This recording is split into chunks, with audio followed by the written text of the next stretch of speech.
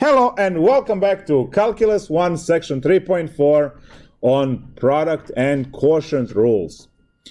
We learned earlier that if you have addition and subtraction, you can work out your derivatives one at a time.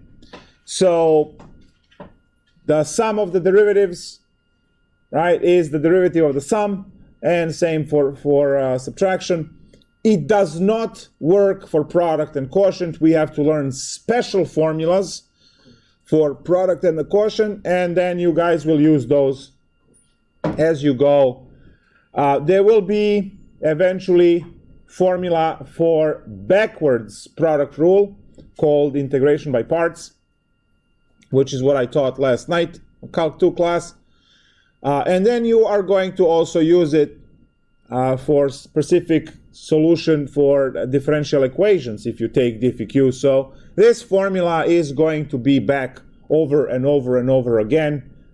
It's coming back in Calculus 3 as well. So this is one of those formulas. The product rule formula is one of those that as you keep taking math courses, it will always be back somewhere, right? In each course, at least once. So what is the product rule formula? Well, first off, what kind of problems can we use, right, the formula for? So first off, let's take a look at taking the derivative of, let's say, 3x times x minus 2, right?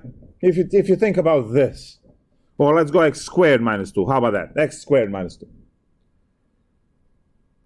So I hope it's clear that you have one and then two separate functions that are multiplied together, which means that it is a product of two functions, and hopefully product rule for derivatives would fit in this case. But then we can also do the algebra here, right, and solve the problem without using the product rule, because I can multiply these together and come up with 3x cubed minus 6x. And now when I take the derivative, it becomes 9x squared minus 6. So we can solve the problem by working out algebra, and we don't have the need, in this case, for any special rules regarding the product. But then on the example 2, hell breaks loose right away. Why, we have x squared e to the x. And now you cannot use algebra to multiply these two together. And we better know the formula for product to solve this. So what are we going to have? We're going to have multiplication between polynomials and logarithmic polynomials and trigonometric polynomials and exponential and trigonometric. It's just going to be all over the place. And some of these you are even going to see in physics courses or electrical engineering if you take electrical circuits and so on. So this is not exclusively math. Math is just a base for technically everything else you're taking. So the product rule will pop up. So let's take a look at the formula first, and then we're going to go and solve problems. So I'm just going to say over here, need new formula or something. How about that? So we know we can do it. The one on top where it was multiplication, we were able to do it, but this one we need something new. And now let's write that new formula down. Now I'm going to write the formula in two different ways. I'm going to use f of x and g of x the first time around, and then for the second one I'm going to use u and v, because it's much faster to write and easier to see. So the official formula that we are going to use will say that the derivative of f of x times g of x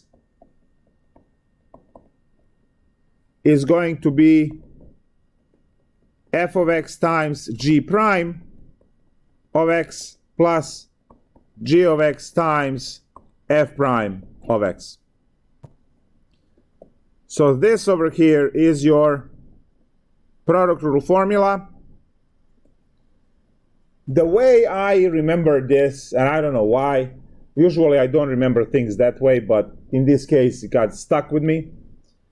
What I did is I remember it as copy the first times derivative of the second plus copy the second derivative of the first. I don't know why I remember it that way, but that's something that I've been reciting in my head for 20 years. And yeah. So that over there is the product rule.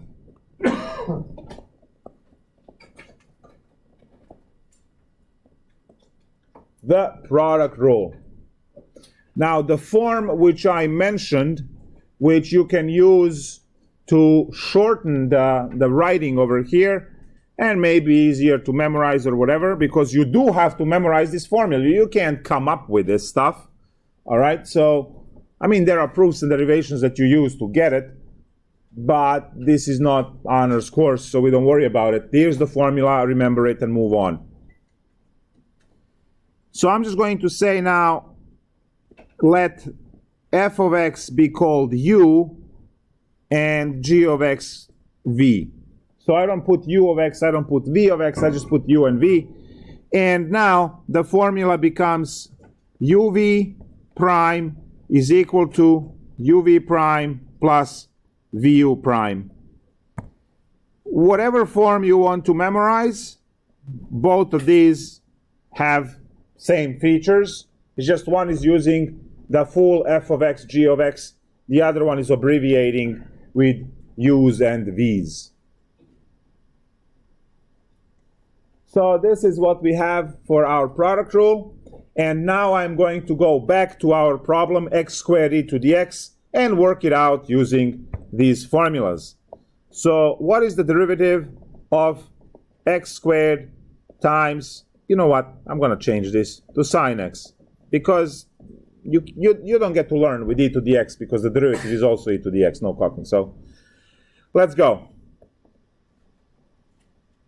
We have our f, we have our g, so we copy the first one, which is x squared, times the derivative of the second, derivative of sine is cosine x, plus copy the second, that's the sine x, times the derivative of the first, derivative of x squared is 2x. And now, the step that you need to get in your bloodstream now, and that is simplify factor as much as you can.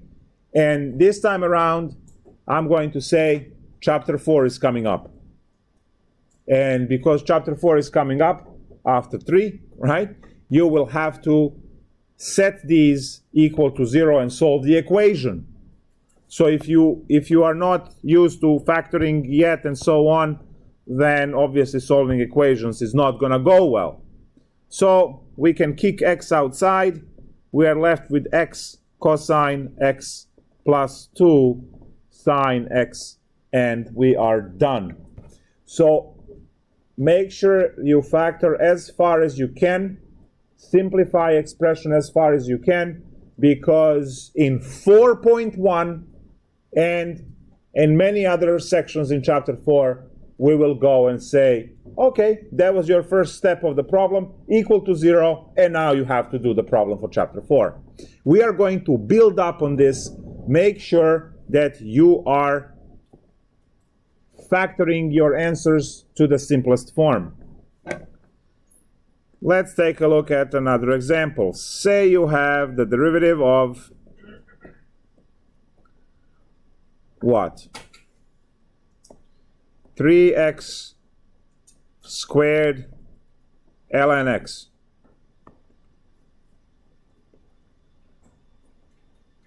We see two functions. There is a function 3x squared. That will be a parabola opens up, right? And then you have the ln x, which is one of those. So we have two functions, and all we need to do is to follow our formula and differentiate. So once you memorize the formula, everything else is going to fly. So copy the first, which is 3x squared, times the derivative of the second. What's the derivative of ln x? 1 over x. Very good. Plus copy the second, which is ln x, times the derivative of the first. 6x. 6x. Very good. The derivative of x squared is 2x. 2x times 3 is 6x. Now, one of these x's will cancel with the x over here. And we see that we can kick out 3x. What's left? Well, when you kick out 3x from the first, it's just 1. Plus, when you kick out 3x from the second one, becomes 2 ln x.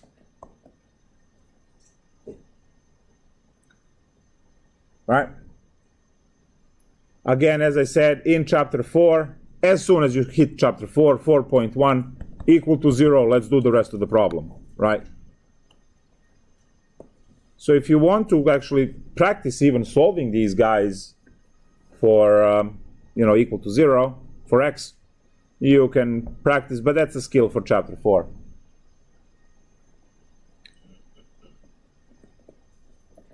All right, the derivative of... Wait, I did the problem up there where I said derivative of sine is cosine. We didn't cover that yet. Boss move, huh? Terrible. How about x cubed times e to the 6x?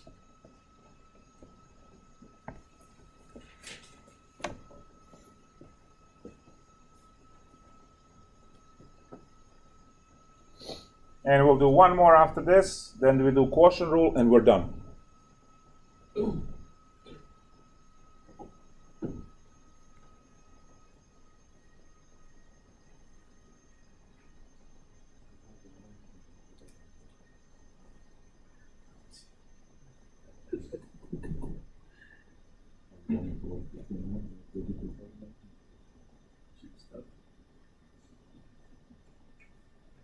Oh, my stuff is propped away like that. Propped away. No,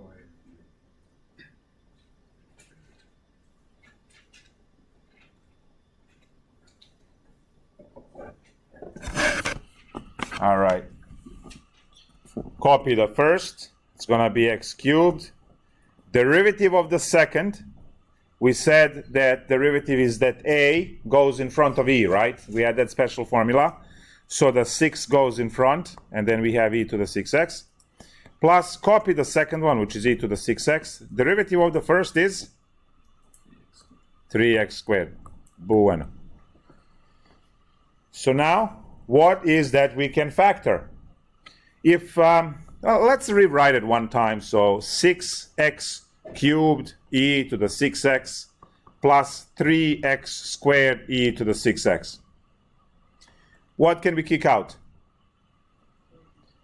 3x squared e to the 6x. Great.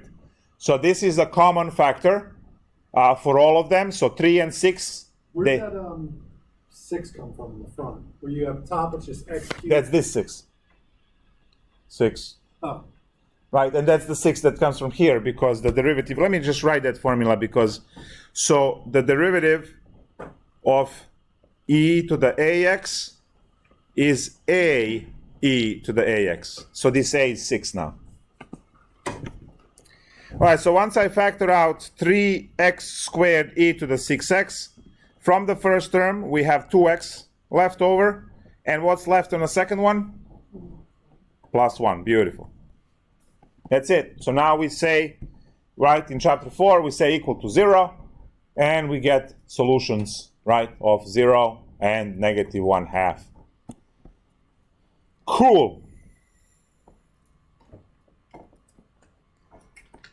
So this is what we have for product rule. Let's take a look at one more. And so say you have the derivative of square root of x e to the 4x.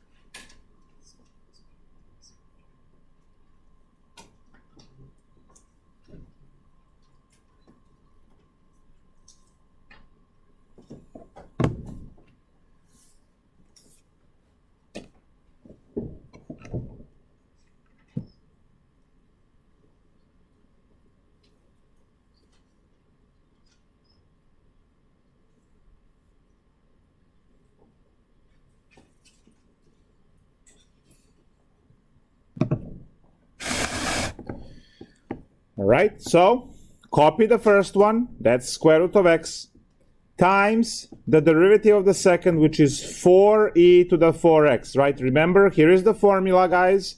When you have exponent on e, use the orange formula, right? So we have that 4 drop in front, plus, and now copy the second one, which is e to the 4x times, what is the derivative of square root of x? Well, some of you will memorize it because it does show up quite often. You will memorize it as 1 over 2 root x, like that. Or you can actually do the derivative, because let's do a different color.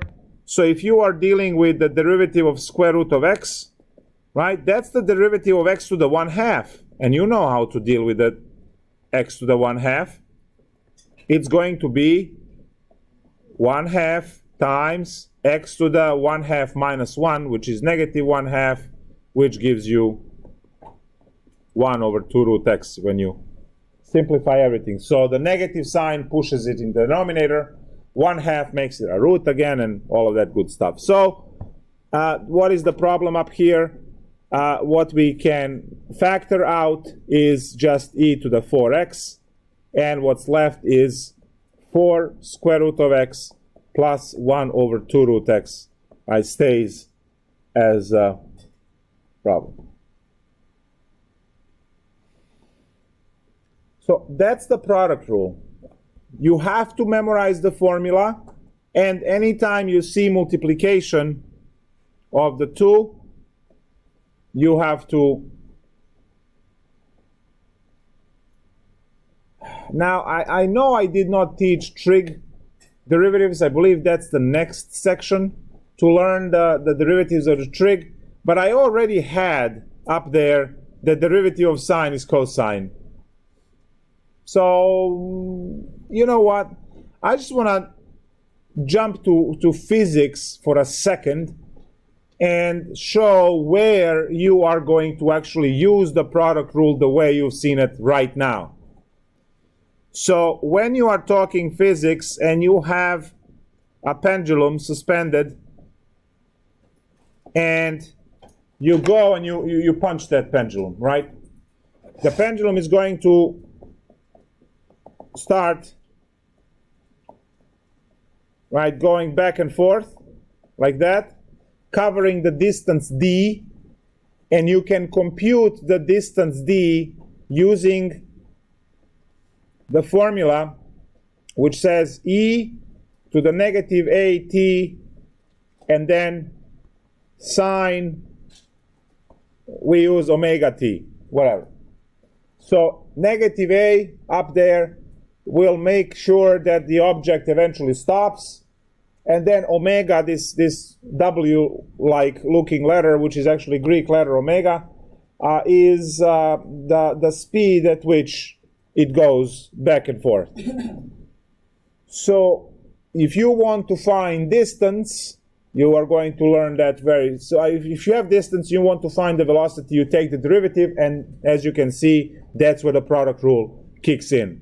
So if I want to find the velocity here, velocity will be derivative of the distance. Since distance is given by this formula, we will take the derivative in respect to t, in respect to time, and we will get the speed at which the pendulum moves. Now, the rest of physics works the same way. This was just a good example because of that term, e to the at. The graph for something like this, right, would be exactly what you expect. You punch you punch this little ball and it goes wee, and then it dies.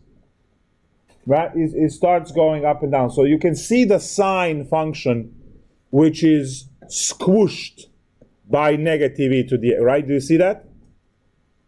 So that's what happens. That's how functions interact together and then give us our, right, physics, and then physics gives engineering, and then we have toys, right? So, yeah, toys. This stuff. It's a toy. I can't resurrect anyone with this. When I am able to resurrect someone with this, like, go, off you go. Right? Then I'm going to call it something cool. But right now it's a toy. Come on. See? Toy. All right. So I'm not going to go into taking the derivative of this because we haven't covered few things that we need to cover, like the chain rule and the trig and stuff like that. But I just wanted to fit this product rule into the environment that you are actually going to see if you take physics and differential equations. Will have the same problem. So physics and differential equations will be dealing with the same calculation. All right, second part of the lecture would be the quotient rule.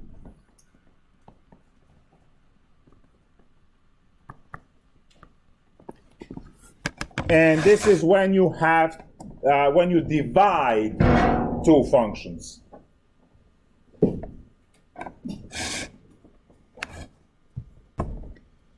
When you divide two functions.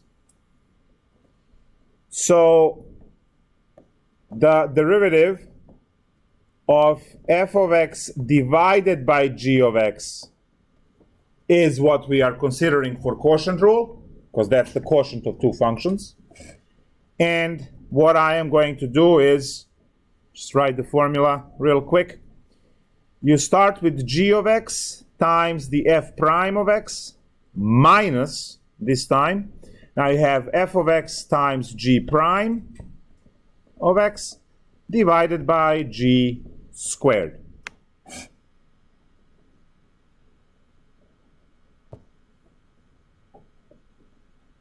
Put that on the cloud.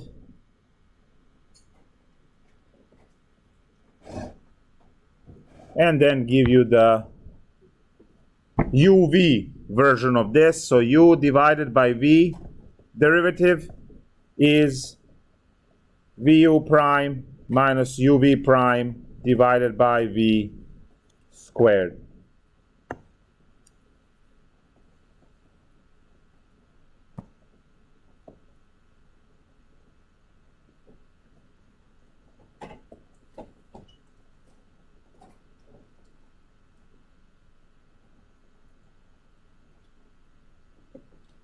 So that's the quotient rule. To memorize this, you can use a very effective Eastern European method of memorizing these things. Is anyone familiar? No? Excellent. Dip it in mayo? Dip it in mayo. No. I mean, yes, but not in this case. Write it 50 times. And then you check tomorrow. If you don't know it, then another 50. It works wonders. You have no idea. Just keep, right, you take a piece of paper and then you try to kind of write it so that it takes the same amount of space as you go down the, right, do it perfect. Write it 50 times and it's going to be there when you need it. So, examples. What is the derivative of x cubed minus 6x plus 9 divided by 3e to the 4x?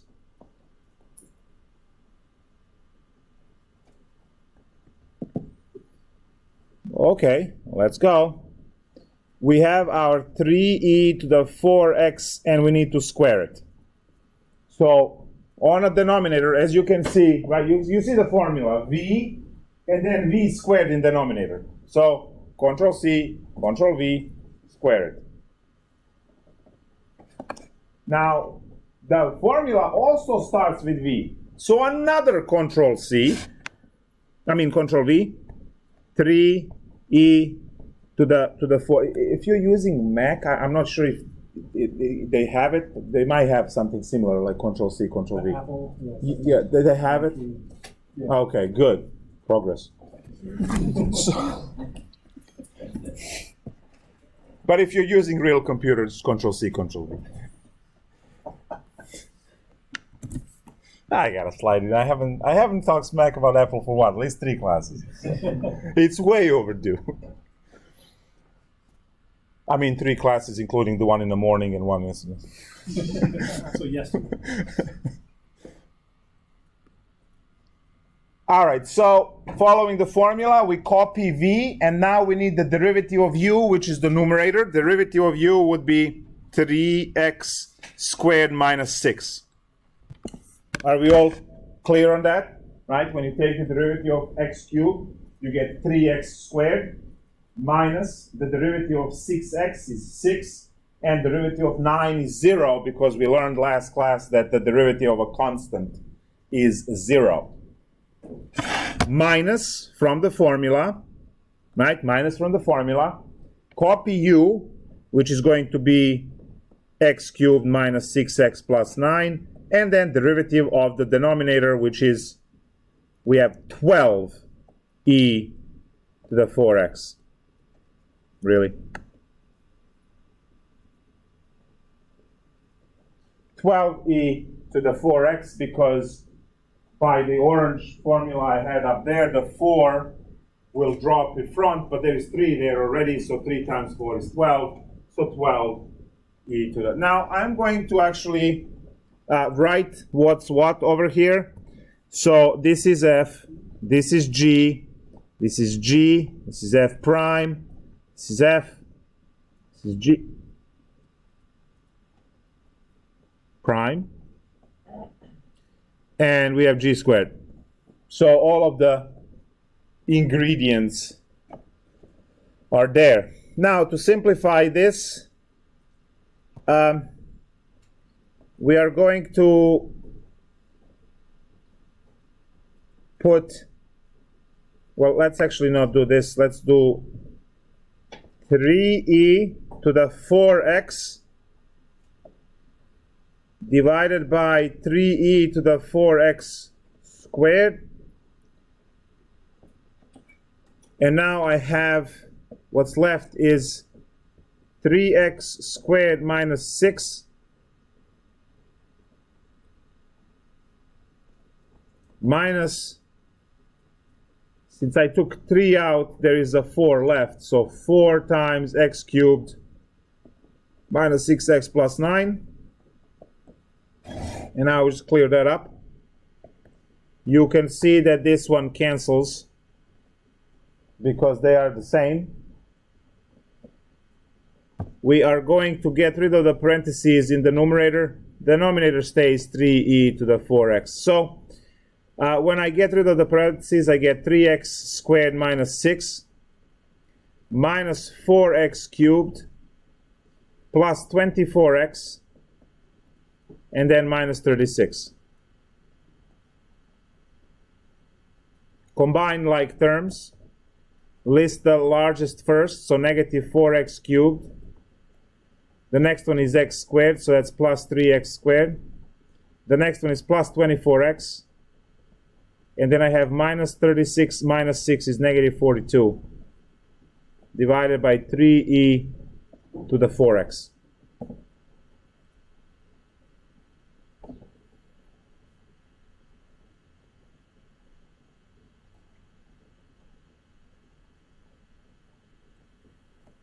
All right. So that's the quotient rule. You just carefully plug everything where it goes, right? Oh, there is another way to solve this derivative. It doesn't work 100% of the time, but it's worth a shot. Shall we?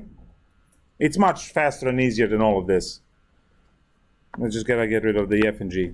What you can do is you can select this like that. Then you push math over here. And then you choose the derivative. And see, there we go. You get the answer. It's much faster than what we did, but it works. Noted. At this point in time, guys, you are learning derivatives, and you should be checking your answers using either Mathematica, Wolfram Alpha, Symbolab, right? You should be checking these answers, because later on when you do integration, you will be able to check your answers by differentiating. So learning differentiation and being fast and sharp with differentiation will allow you to later be faster and better while learning integrals. And that's your first half of Calc 2.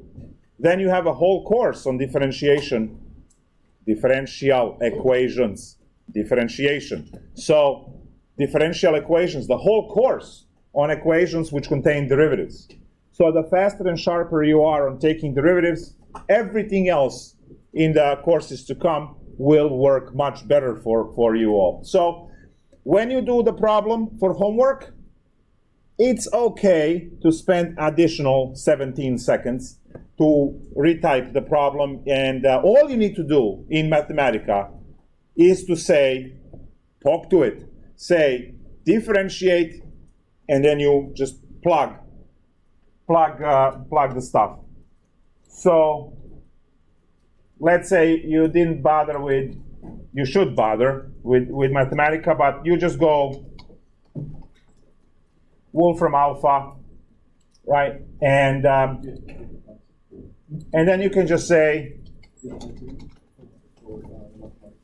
differentiate, and then you just say, let's say x squared times e to the 3x. Oh, I forgot to put the parentheses around 3x because everything is in the exponent. Terrible, terrible, terrible. All right, there we go. See? And it immediately gives you the answer over here. It doesn't give you steps. You have to pay, which is why you have the free one, licensed through school. Now, I think these guys charge like $5 a month or something. And then they show you step-by-step solutions and graphs and a whole bunch of other stuff that is associated to this. So you can check every answer. It's just, the level of laziness and care, all of these kind of things. Obviously, if you don't care about this, don't worry about it. You don't have to check. Let's take a look at continuous. What? The demons. There we go. Yes, all right. Another problem. Say the derivative of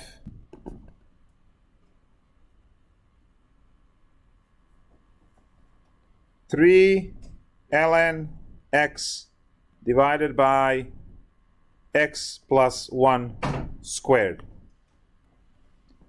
Now, this problem is a little bit not fair because of the square, but then I'm just going to tell you, FOIL it, because you can't do the problem in this form. We have to learn chain rule and stuff like that. So right now, you have to FOIL denominator and then apply Quotient Rule, which is the formula f over g, and chase those f's and f primes. After this, one more example.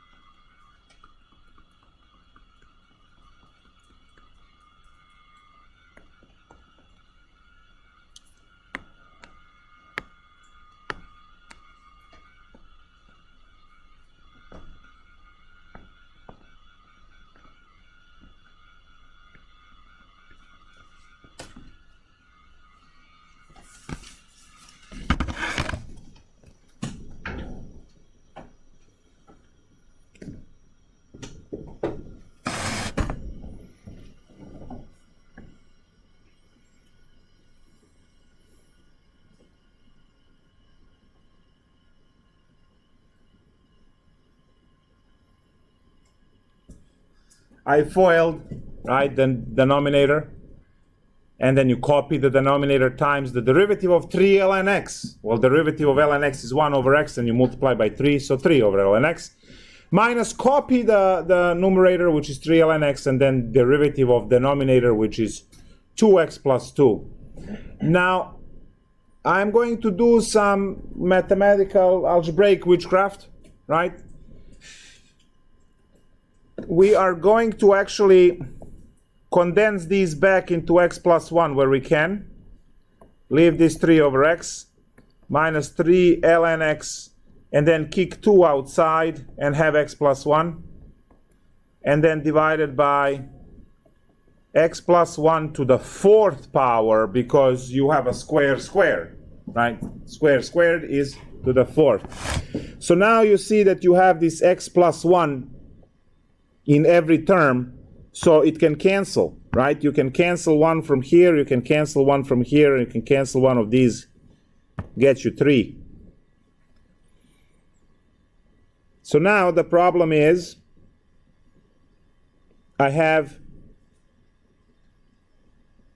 3x plus 1 over x minus 6 ln x divided by x plus 1 to the 3. The only thing that I don't like here is the what? Divided by x, right?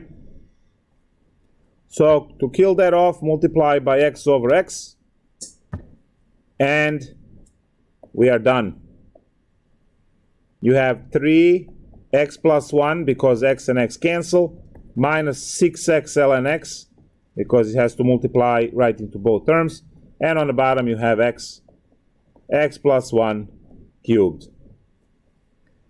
So clearly more involved for the quotient rule than the product rule, but it will be doable when you catch up.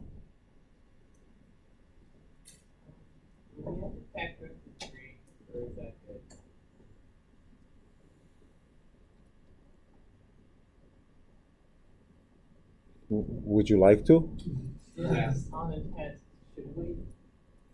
See, just factoring 3 doesn't give you any answers in terms of the facts. So just 3, no. But if you have x's and things, yes. Because 3 equal to 0 doesn't give you a solution in a grand scheme of things. When you set this equal to 0, whether you factor 3 or not, didn't factor 3. And you will be setting this equal to 0, chapter 4. So we'll get there. Now, one more problem, and we are done for the night. This one is going to be, you know how after exercise you kind of cool off with a little bit of walking, and then you... Oh, exercise? Okay, sure. So, 6 over x cubed.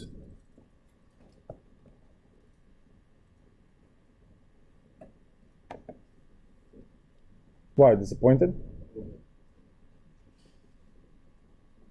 Well, I guess I'll have to bring in some space engineering now. Let's go. We'll start with terminal velocity.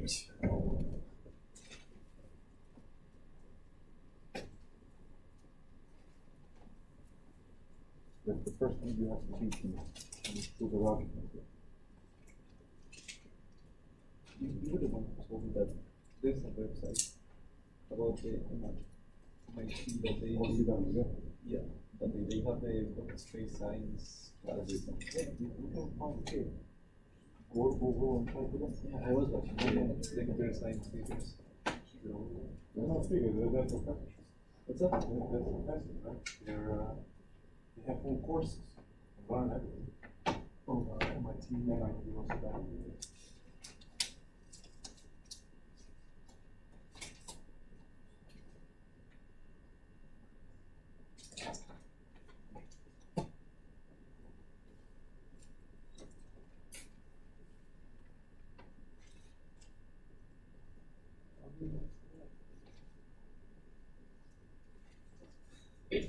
need to use the quotient rule. That guy right there.